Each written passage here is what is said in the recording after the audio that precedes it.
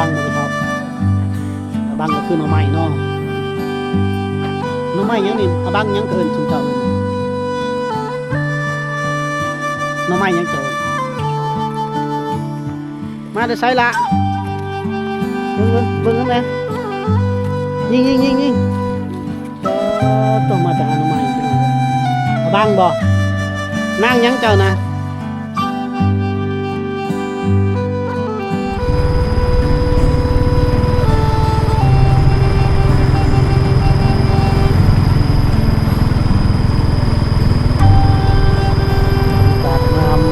เศร้าพี่น้องเลยวันนี้พาพี่น้องเลาะชนบทด้วยพี่น้องเลยเขาคือหนาฝนแล้วพี่น้องนี่ชนบทหนาฝนมาเป็นเรื่อง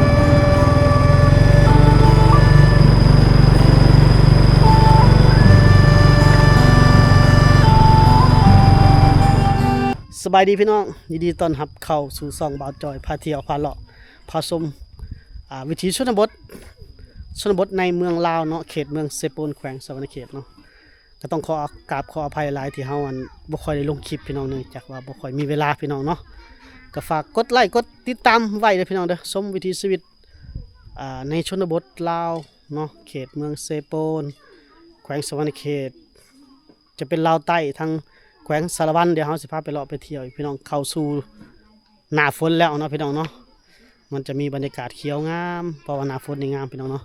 โอเคไปติดตามรับชมกันเลยเนี่ยพี่น้องเลาะชนบทไปเลาะมาก็มาฮอดสาวเพิ่นตำข้าวโอ้ข้าวเพิ่นแดงดิพี่น้องตำได้ไหมล่ะจนได้ฝนตกนี่นะเพิ่นละอายพี่น้องผู้สาว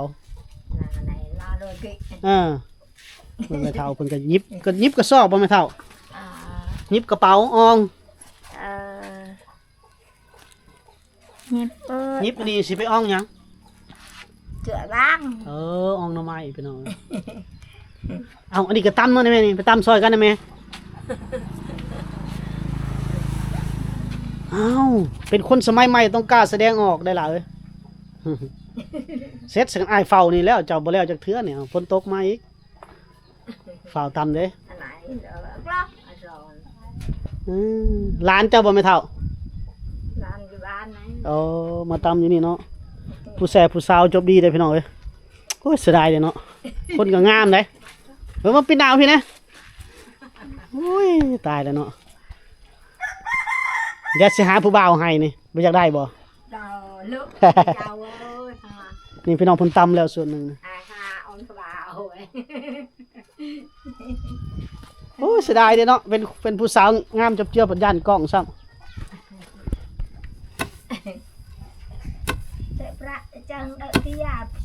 ผู้สาววัยรุ่นได้พี่น้องไอ้ตำเขาผู้สาวแล้วอายุ17-18 ปีแล้วพี่น้องแดงเลย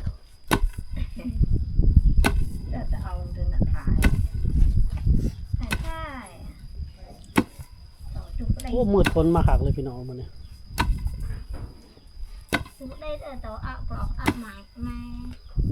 เบาเนาะบ้านนี้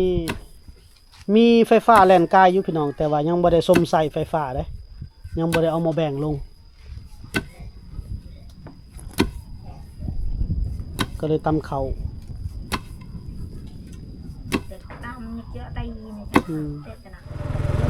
โอ้บึงพี่น้องบรรยากาศงามหลาย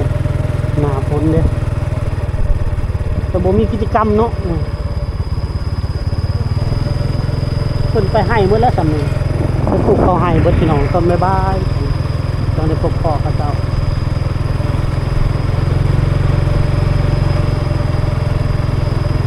น้องเสาชนเขาน้องแค่ภาษาอะไรมาได้ใช้ละเบิ่งกันไหมยิงว่าต้องมาแต่หาหน่อไม้พี่น้องเลยอาบังบ่นางยังเจ้านะนางเกดผู้นี้เด้ได้ยังผู้นี้เบิ่งเจ้านะฮะเท่าเด็ดได้บนไม้นะจกเบิ่งนี่แหละโอ้นี่พี่น้องไกลบ่ไปหานะเยิ่งบ่โอ้สองไอ้น้องบ่ โอ้ผลสองไอ้น้องหาหน่อไม้พี่น้องหาอยู่หากินพี่น้องตามป่าตามดง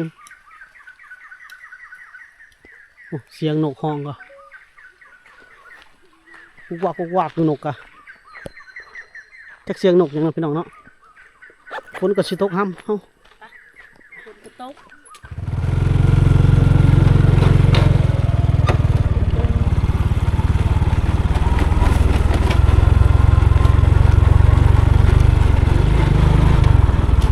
เลาะชนบทพี่น้องเลยเห็นหยังเขาก็ถ่ายให้พี่น้องเบิ่งชนบทบ้านเฮาวิถีชีวิตบ้านเฮาพี่น้องก็จอยเชื่อว่า FC ทุกๆคนก็น่าจะเคยผ่านจุดนี้มาเนาะบางคนได้อยู่ห้องแอร์แล้วแต่เคยผ่านจุดนี้มาเนาะจุดที่ว่าไปหาหน่อไม้ไปหาอยู่หากินมาสู่พ่อแม่สั่นสะช่วยเวียกช่วยงานพ่อแม่ตัวไห้ไปได้เลยเถิงกูเนาะขับเลยหมายเป็นตาไปแท้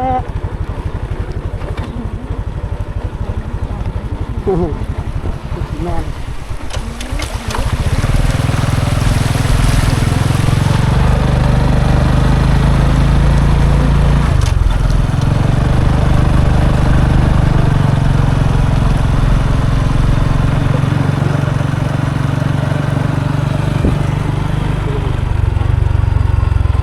เลี้ยงงัวเลี้ยงควายมาเลี้ยงงัวถ้ากันมาเลี้ยงงัวอยู่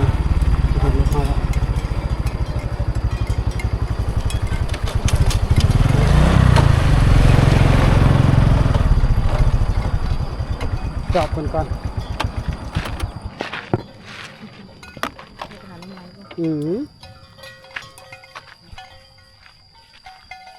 มาแต่หาหน่อไม้บ่ช่วยบังบื้นบ่นี่เอ้ย โอ้น้องไม้บงบ่นี่ ไม่บงน้องมาจ่อฉอกบัก อะซอกบางอะซอก มีแต่นอกขาวๆ งามเนาะเนาะตุ้ยๆงาม ได้บ่เหมาะกันได้ลูก เมื่อต้มกินเนาะแกงบ่หรือต้ม มีแต่นอกขาวๆไปแต่เช้าพุ่นว่าล่ะ ไปหาไก่ ได้ บ่ เฉา โอ้เด้อ อยากข้าวมาลังมือ อยากเข้าตัวเฮาก็บ่ได้มีขนมติดรถมาให้เลยบ่ได้ติดลง พุ่นละไปหาอยู่ ไปกับหลาน มีแต่นอกขาวๆงามๆเมื่อนี่แกงแล้วเนาะไม่เท่าเนาะแกงกินง่ายเลยกินตอน11 โมงพี่น้องแซ่บแกงหน่อไม้ต้นแกงกับแกงธรรมชาติเลยมีแต่ใส่มะเขือเกิดเป็นนู่น ไปย่างเมื่อบ้านนี่บ่ บ้านแกรงนะ โอ้ ไก่เด้อ มีอีกกิโลหนึงจนเมื่อยแล้วอยากเผาพี่น้องเฮาก็บ่ได้มีหยังติดรถเลยเด้ขนมข้าวต้มบ่สิได้แบ่งเพิ่นพบหลานน้อยตำข้าวพี่น้อง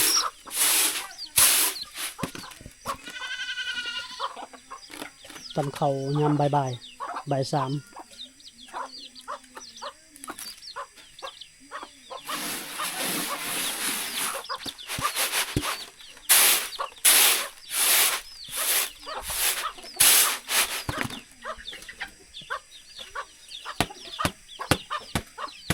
แล้วบ่ล่ะแล้ว ข้างเหนียวนี่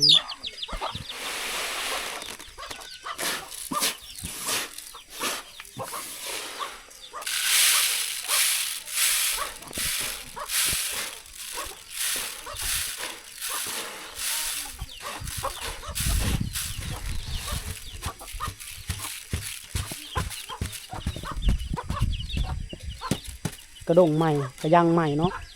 ของใหม่เบิด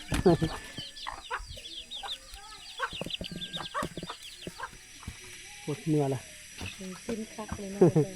มีสิ่งงามผมเลยโอ้แม่เฒ่าเห็ดไม่กินเดี๋ยวพี่น้อง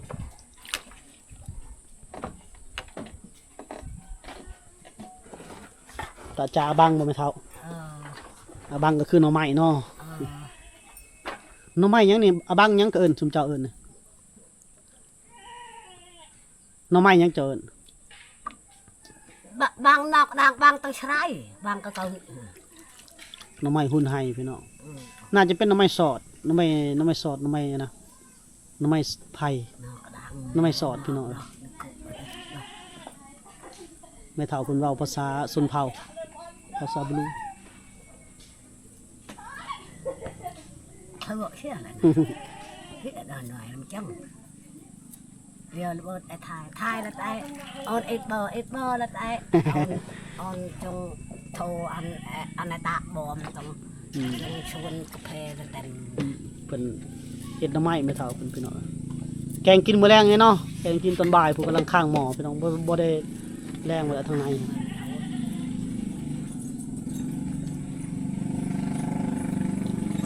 อาหารบ้านเฮาพี่น้องอันนี้มันหยังนี่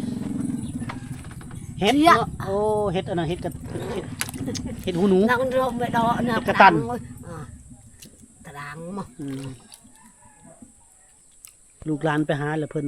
มาเฮ็ดกินพี่น้องผู้เฒ่าผู้แก่ตามบ้านตามชนบทคือแบบนี้แหละพี่น้องเฮ็ดอยู่เฮ็ดกินนึ่งข้าวน้องแม่สาวเนาะภาพบรรยากาศในหมู่บ้านเพิ่นพี่น้องหมู่บ้านที่บ่มีไฟฟ้า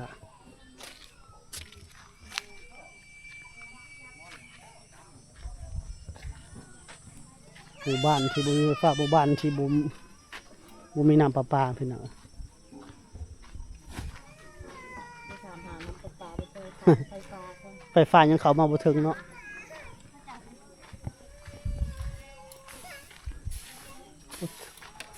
นางน้อยเพิ่นพัดเข่าบ่โอ้เก่งเลยพี่น้อง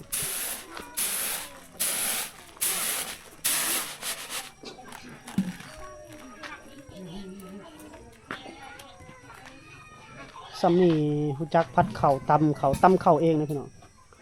เก่งหลาย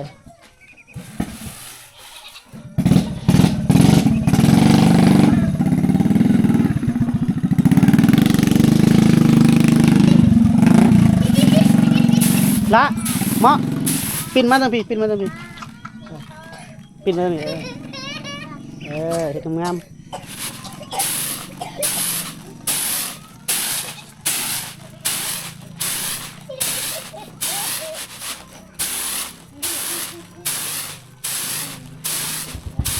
เก่งเนาะ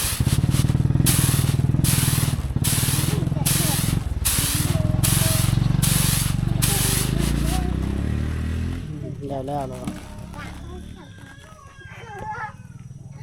ตำพุ่นมันเอาน้องอีกอยู่เพื่อนพี่น้อง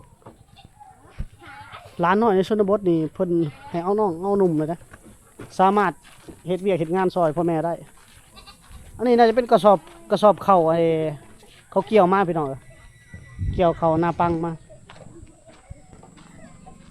ภาพบรรยากาศในหมู่บ้านเพิ่นพี่น้องดนแล้วเขาก็บ่ได้ค่อยมีเวลาพาพี่น้องเลาะชมเที่ยว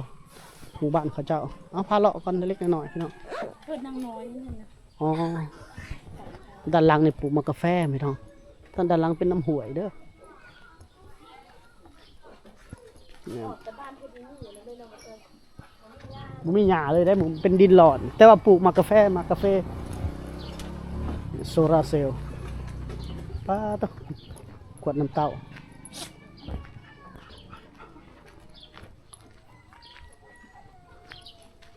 นี่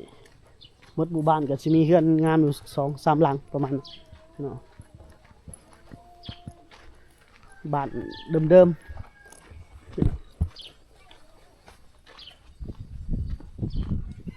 ผ้าเลาะแบบเพียวๆดิบๆเลยพี่น้องเนาะแบบเรียลไทม์เลยพี่น้องตอนนี้กำลังเก็บเกี่ยวเข้าหน้าปังพี่น้องหน้าปังหน้าแซงเนี่ยตากเลย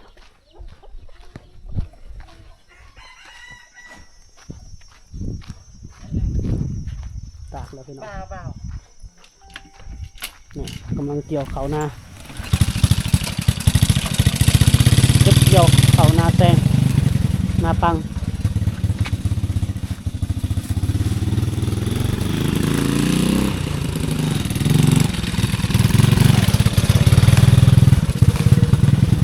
แก่มาแบบนี้เลยเนาะเกี่ยวแล้วก็ยัดใส่กระสอบมาแบบนี้เลย แล้วบอกเมื่อไก่สิแล้วเนาะนาปังพี่น้องไก่แล้วเพิ่นว่าแถวนี้เห็ดแต่นาปังเลยนาปีก็จะบ่เห็ด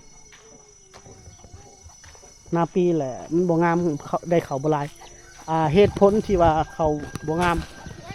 เขาเจ้าฝนมันตกตลอดปีทั้งปีพี่น้องฤดูฝนน่ะตกบ่ได้หยุดบ่ได้หย่อนตกประจำเลยพี่น้องเขาเจ้าก็เลยบ่เฮ็ดนาปีเฮ็ดแต่นานาปังนี่ก็ครอบครัวหนึงผัดเขาเพื่อนๆเลยพี่น้อง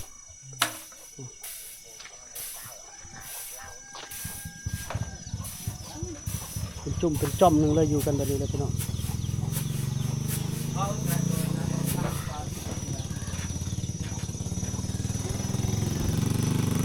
บอดี้บอลตำเขา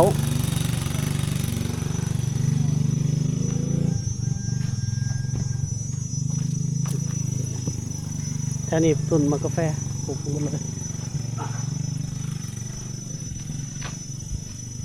เขามาตอนนี้บอจะค่อยมีกิจกรรมหลายปัจจัยพี่น้องนอกจากตอนแรงๆก็นี่อีกก็เลยเป็นการรีวิวพาเลาะบ้านเล็กๆน้อยๆ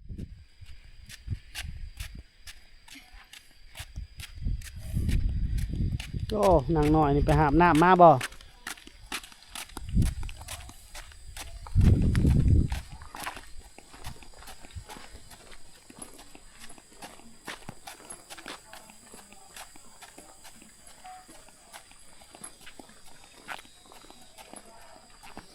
มาแต่หาบน้ำพี่น้องหาบน้ำกินไอ้นี่ไกลอยู่เด้อ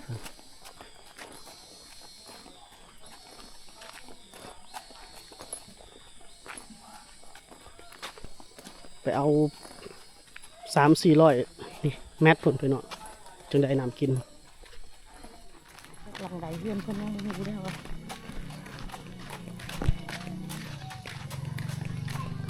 เรานักเลยเราก็ย่างไว้เลยนะ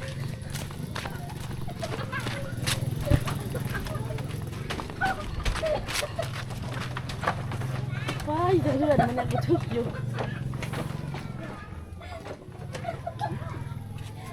เพื่อนเพื่อน